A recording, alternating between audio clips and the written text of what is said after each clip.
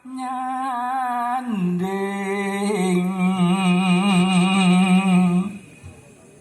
tandang pangan ora kurang awak waras sugih duit ora kaya sing wis klambi siji ulu-ulu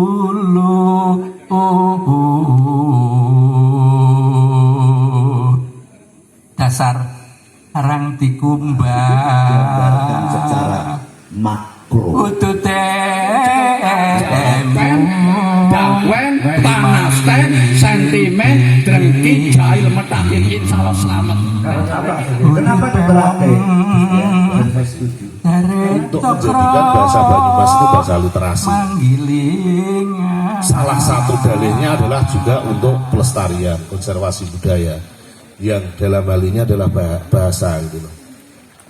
Nah, masalahnya di sini kemudian ada konflik posisi antara bagaimana kita memahami bahasa Jawa ini, bahasa Jawa Banyumasan ini sekedar sebagai bahasa dialek dari Jawa baku yang lebih luas, ataukah sesungguhnya ini bisa dipisahkan sendiri menjadi bahasa literasi yang memang terpisah dari bahasa Jawa, karena ada orang yang berpandangan begitu. Padahal secara teoritik kan harus ada 70% perbedaan dalam kosakata. Perbedaan bahasa Jawa dengan Jawa baku dengan bahasa Jawa dialek Banyumasan itu tidak sampai 15%. Ketika Pak Ahmad Hussein, ini saya luruskan ya, biar Pak Jarod juga tahu kalau ini melalui Sophia panjang atau irisan, ya, itu sudah tergambar, dan Mas Hidup yang dikatakan juga nanti sudah tergambar sebetulnya secara simbolik di dalam patung yang baru dibuat di underpass Jenderal Sudirman, yaitu Gada Rujak Polo. Iya. Pantes nih. Oh, makasih. Ini makanya dia boleh tanya kenapa nada itu. Udah dulu. Iya. Dengan sih kenapa PNPPH? Artinya kenapa ada Gada Rujak Polo di tengah Gunung Slamet, simbol Pemkab Banyumas. Banyak yang bertanya, kenapa duduk cakra, kenapa duduk ye, kenapa mesti gadane werku. Sudah digambarkan secara makro adalah seperti Gada Rujak Polo dan Udi yang belum lakukan Adi tadi betul budi pekerti. Tapi lakukan Adi itu jangan adikan mendiri pamernya kan Banyumas sapi, nyaman piye pamer.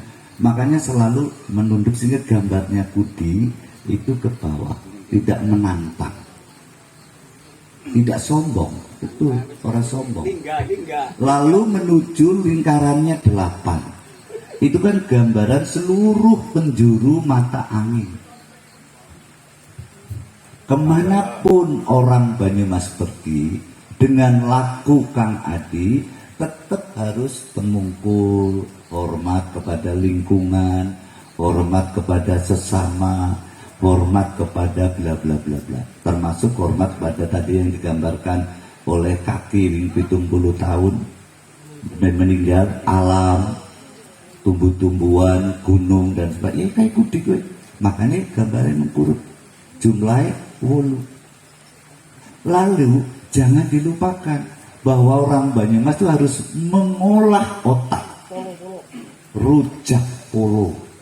Karena dengan mengolah otak itulah kita bisa menangani permasalahan hidup dan kehidupan. Bisa solutif. Ya, Kenapa diterate? Ya, dan saya setuju. Karena di sana mengolah otak di sudut barat. Hasil dari olah otak adalah antara lain menciptakan pengetahuan. Pengetahuan itu harus digali setinggi langit, sehingga menara pandang yang tinggi bernama terakhir. Itu jawaban dari Gada Rujak. Oh. Ini sering.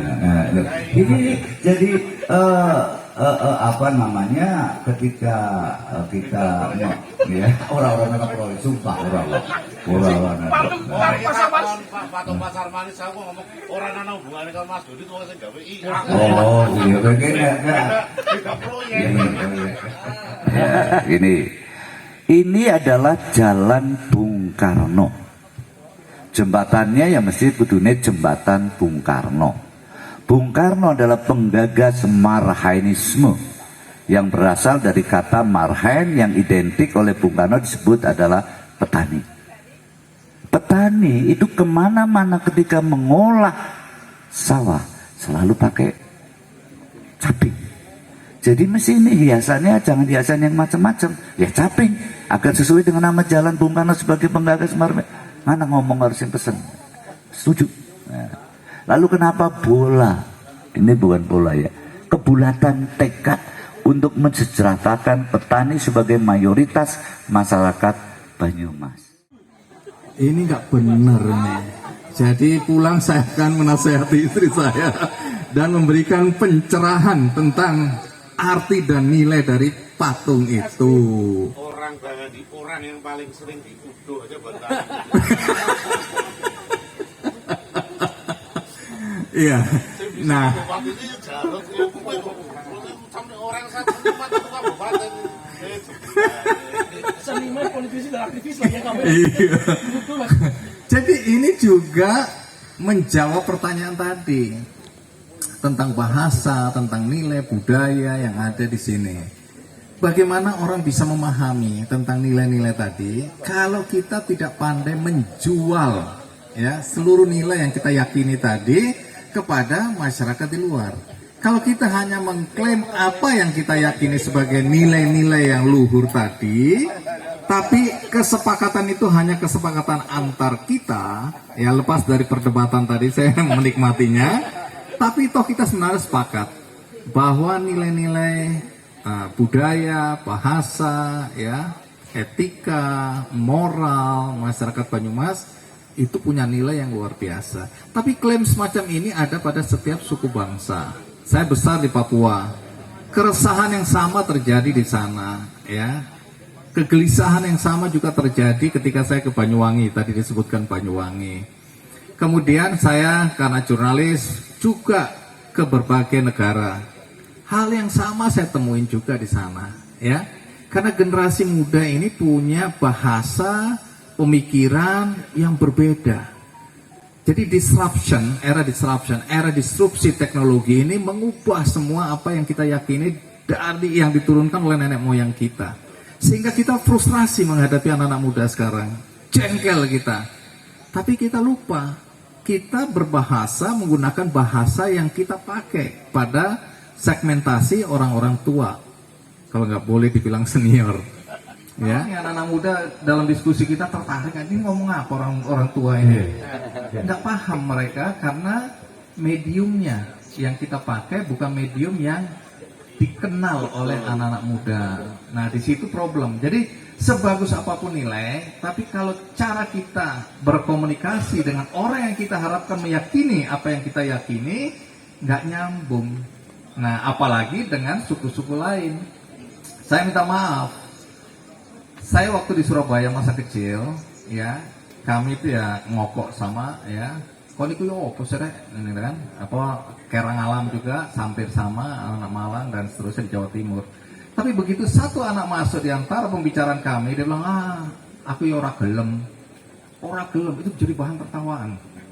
Kampungan banget, deso banget. Jadi itu nilainya kemudian jadi rendah karena ditertawakan, sehingga banyak anak-anak daerah yang tidak berani mengaktualisasikan dirinya dalam karakter budaya dan bahasanya karena diolok-olok. Sama dengan di Papua, kami mengolok-olok orang-orang pegunungan yang kebetulan sekarang gubernurnya orang gunung karena dianggap noge itu kamu orang gunung tahu apa. Orang pesisir adalah orang yang lebih diunggulkan dalam pemikiran karena dia berinteraksi cepat dengan masyarakat walaupun kami tinggal di desa. ada pemberdayaan ekonomi masyarakat. Saya sudah memulai dengan pesantren, tapi saya ingin warga masyarakat, anak-anak mudanya, bagaimana juga mengikuti perkembangan zaman. Jadi saya mau ajarkan mereka jadi barista, ya, bahasa Inggris. Nah, ini nanti perdebatannya nanti di bahasa ya, menarik. Karena kita bangga dengan bahasa kita lupa dunia sudah berubah. Sehingga ketika Anda tinggal di Jakarta, saya termasuk yang frustrasi. Anak-anak kecil semua oleh ibunya bahasa Inggris.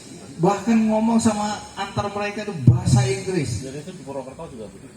Nah, itu fenomena yang harus kita sadar. Kita nggak bisa cuma marah-marah, tapi kemudian nggak mencari cara bagaimana kemudian anak-anak ini juga melihat dari perspektif positif, ya. Bukan bahasa Indonesia kalau kita pakai di kalangan anak-anak aja dibilang ini om, aduh nggak gaul banget ini om. Bahasa itu bahasa Inggris om. Jadi aku kadang-kadang ngomong sama anak kecil, coro Inggris kafe tak tapui kan lucu bangsa apa kamu, tapi itu yang terjadi sekarang ini, ya. Jadi sebenarnya karena saya jurnalis melihat, dan ini cara berkomunikasi untuk menyampaikan apa yang menjadi pokok-pokok pikiran kita untuk meyakinkan generasi berikutnya. Tadi bagus sekali, di dalam rumah sendiri kita harusnya menghargai itu.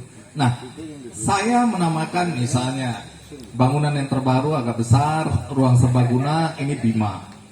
Ini Pandawa 5, kebetulan 5 unit gitu ya. Ada 2 yang kembar untuk tamu-tamu saya. Ada guest house, saya kasih nama Nakula Sadewa. Kemudian yang induknya Yudhistira. Dan yang satu lagi ada Rumah Kaca, tempat Mas Ganjar kemarin datang dan podcast di situ, itu namanya Arjuna. Saya adalah orang yang mengidolakan Bima Workudara, ya. Kenapa begitu? Iya, soal godo itu. Karena saya dari kecil itu sudah menyukai ya cerita-cerita Mahabharata, wayang apa segala macam. Saya bikin komik, difasilitasi oleh ibu saya untuk menggambar dan seterusnya. Jadi tokoh seperti Bima ini tadi saya menarik, ngokok ya. Saya ini selalu merasa setiap orang itu setara. Lepas tadi dikatakan bisa saja dianggap tidak sopan. Karena saya pernah wawancara sama Pak SBY, saya menggunakan kata Anda. Menurut saya Anda itu betul-betul tidak feodal, dia setara. Saya bicara sama tukang beca Anda, saya bicara sama presiden Anda, menurut saya derajatnya sama. Jadi nilai-nilai yang ada di Banyumas ini yaitu kesetaraan tadi. Saya bilang sama istri saya ingin memperkenalkan anak-anak saya pada budaya-budaya yang harusnya menjadi fondasi mereka ketika tumbuh dan berkembang dimanapun mereka berada. Ya kebetulan karena saya di Jawa, ya saya memperkenalkan budaya Jawa. Saya bilang bagaimana kita bilang bahwa nilai-nilai budaya kita ya itu begitu tingginya, tapi kita nggak melihat implementasinya di kalangan masyarakat kebanyakan. Ya, banyak hal yang kemudian kita pikir lalu bagaimana kita komparasi dengan bangsa-bangsa lain di dunia. Jadi kita juga harus introspeksi, gitu loh. Apa yang salah dalam kebudayaan kita sehingga anak-anak kurang menghargai, ya. Nah, di sini kalau tadi saya bilang sebenarnya yang paling ini tadi sebenarnya sudah selesai, saya lihat bagus sekali. Cuma sekarang saya membuka perspektif baru dalam pembicaraan kita. Bagaimana kita menyampaikan nilai-nilai ini. Mas Yono, minta maaf ini kira-kira 2 jam, jadi kalau mau pulang aja. Ya. Kita menyampaikan apa yang jadi pembicaraan kita ini tentang nilai kepada generasi muda. Saya bercontoh begini ya. Saya waktu main-main ke rumahnya Bupati Banyuwangi, Pak Asor Anas waktu itu. Kenapa menarik sekarang? Sewu Gandrung sekian tahun yang lalu itu nggak ada harganya di mata anak-anak muda. Jadi bahkan dianggap kuno, dianggap ketinggalan zaman, dianggap nggak gaul. Tiba-tiba derajatnya dinaikkan sedemikian rupa hanya oleh satu kemasan ketika tari Sewu Gandrung itu dimainkan oleh ribuan anak di pantai. Nah ini menurut saya kemasan ini. Karena esensinya adalah tari gandrung, esensinya adalah budaya, tapi kemasannya adalah tari Sewu Gandrung yang kemudian dipublikasikan di media sosial begitu dahsyatnya hari itu. Hari ini semua anak muda itu kalau bisa dia harus masuk ketika ada pagelaran tari gandrung. Nah, Yang kedua, tentang keterbukaan. Ya, kita merasa bahwa budaya kita begitu unggulnya, begitu tinggi nilainya, sehingga kita tidak membuka peluang untuk akulturasi kayak apapun namanya, kolaborasi kayak, sehingga apa yang tadi dibilang bahwa salah satu adalah tadi ada 3, saya menangkapnya terakhir itu adalah produk nyata gitu loh, apa? Sesuatu yang fisik, ya. Saya menangkapnya bahwa apapun yang kita omongin sini, fisiknya bentuknya itu apa, ya, karya karsa dan lain-lain. Tapi kan harus ada bentuknya. Nah, ketika kita bicara bentuk itu adalah sebuah tari, ambil contoh aja ya, produk dari budaya ini adalah tari, maka orang ingin menyaksikan sesuatu yang tentu saja dia sukai, ya. Saya sering melihat anak-anak di tengah pagelaran budaya, tari, dan seterusnya kesenian itu ngobrol sendiri atau pulang lari jalan-jalan dan seterusnya. Kenapa? Karena minta maaf lagi nih, ya. Ketika tarinya begitu tidur anak-anak muda.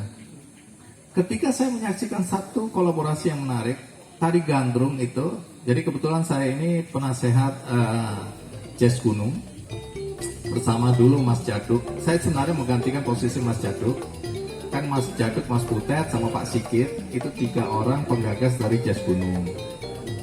Ketika Mas Jaduk meninggal, Mas Butet sama Pak Sikit bilang, Mas Andi yang gantiin. Ya wes, aku gantiin. Karena saya sudah mengikuti perjalanan jazz gunung lama. Tapi yang menarik adalah ketika sebelum jazz gunung dimulai, itu ada satu pagelaran kolaborasi antara Sewu Gandrung dengan Padepokan Bagong Kusudiharjo. Jadi bagaimana tari gandrung yang tadinya biasa-biasa sedemikian rupa dibuat koreografinya oleh teman-teman Padepokan, ditarikan oleh teman-teman SMK jurusan tari, menjadi satu pertunjukan yang adalah sebuah pertunjukan. Dan kemudian orang bertanya-tanya, tari Lengger ini apa sebenarnya? Jadi dari situ orang mulai tertarik untuk mencari tahu tentang produk itu. Ini dari mana Banyumas? Ini Lengger itu apa? Apalagi Lengger lanang. Kemudian orang waktu googling ketemu yang namanya Kucumbu Tubuh Indahku karya Garing, yang kemudian sekian tahun lalu menimbulkan huru hara. Nah, kemarin saya dan Mas Rianto, ya, kebetulan kami Mas Rianto datang bagaimana kita mengangkat kembali tari Lengger.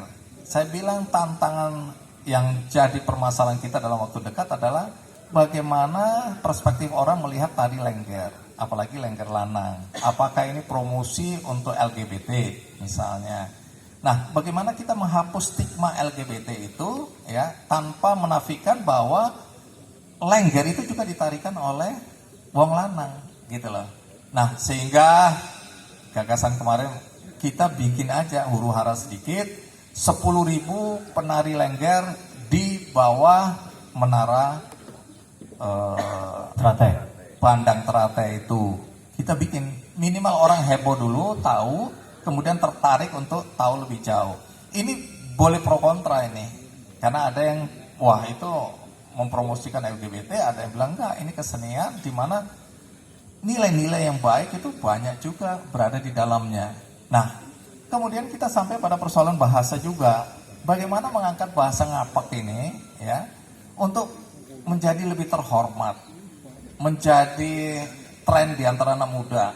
Kalau dulu Indro Kasino itu kan menertawakan, ya, itu. Jadi orang kalau berbahasa ngapak itu kemudian dijadikan bahan olok-olok.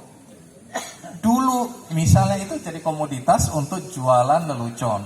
Tapi kan kita bicara dari perspektif berbeda bagaimana agar bahasa sebagai salah satu simbol budaya ini juga terangkat naik ke permukaan sehingga budaya kita juga dihargai. Kita nggak minta agar budaya Banyumas ini dianggap budaya modern, bukan.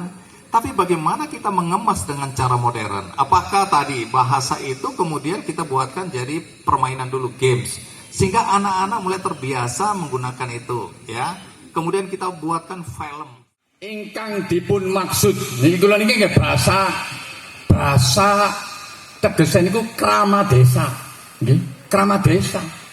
Jadi bahasane wong Banyumas ya kaya kula niki nggih, krama desa tanpa kasta, nanging ana kalimat utawi ungkapan sing diangkat. Contoh kula kaduk kali Pak Camat, Pak Camat Andi. Woi, Pak Camat kang ndi sih? Ora bahasa kan? Ya. Loh terus jalan-jalan kayak mau minggu olahraga Pak Titut, mangga kampir. Ada kalimat yang diangkat, mangga pinara. Lebih dekat lagi, mangga kampir Pak Camat, badhe ngunjuk mangga mendet piyambak. Tapi maune kaduge orang nganggo bahasa krama sing munduk-munduk.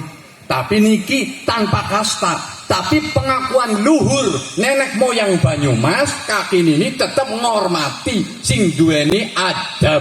Tegese ya wong camat masalah bebrengkolan. Jadi nyonek ngomong ngotot kaya iki tegese kanggo nerang anak putu kok oleh ngoko sebab pancen anak keramat desa ora ana aturan kasta egaliter. Tapi Bapak Lurah saking pundi niku ya kaya niku gipiak temen kaya ora sopan ya nek dirungo kena.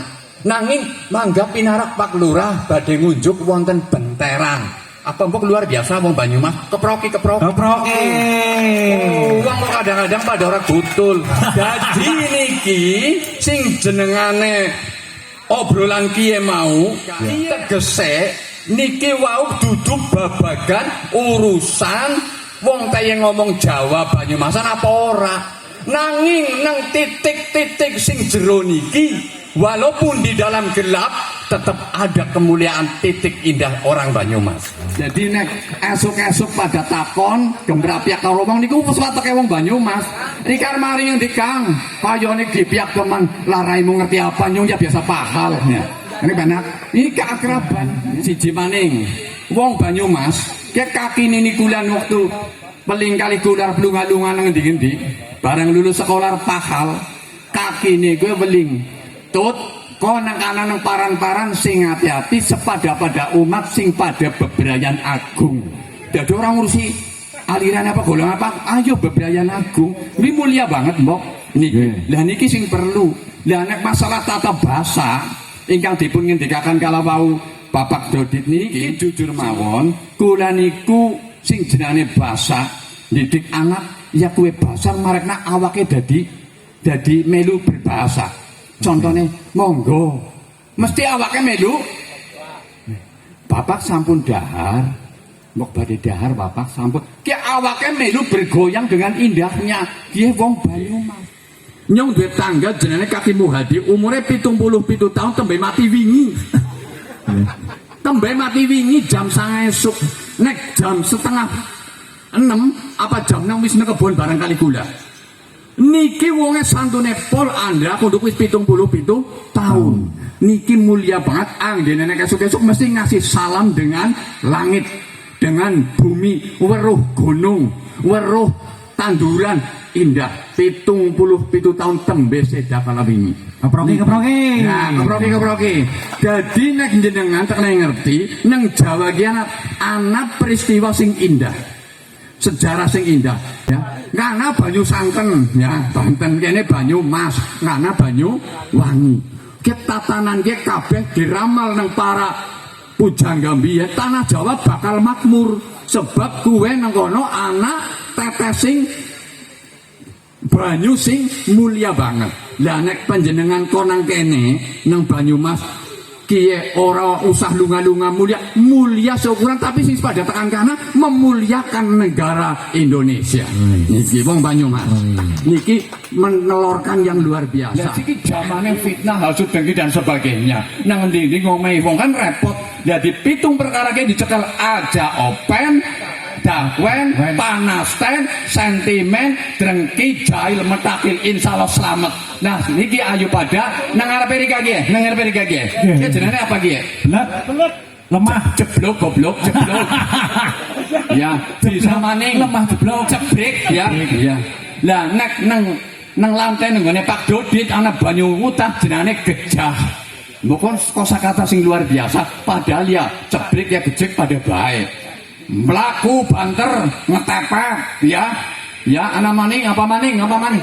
Ngecepot, gipyak. Masya Allah, wong Banyumas duwe kosakata yang membanggakan. Mulane, ayo pada disengkuyung juguran Kiai Pak Camat mendukung, ngesuk danak namane nang di panak-enak. Insya Allah, leluhur bisa mati, karya takkan pernah mati dan bahasa Banyumas tetap akan lestari. Amin. Assalamualaikum warahmatullahi wabarakatuh. Waalaikumsalam warahmatullahi wabarakatuh.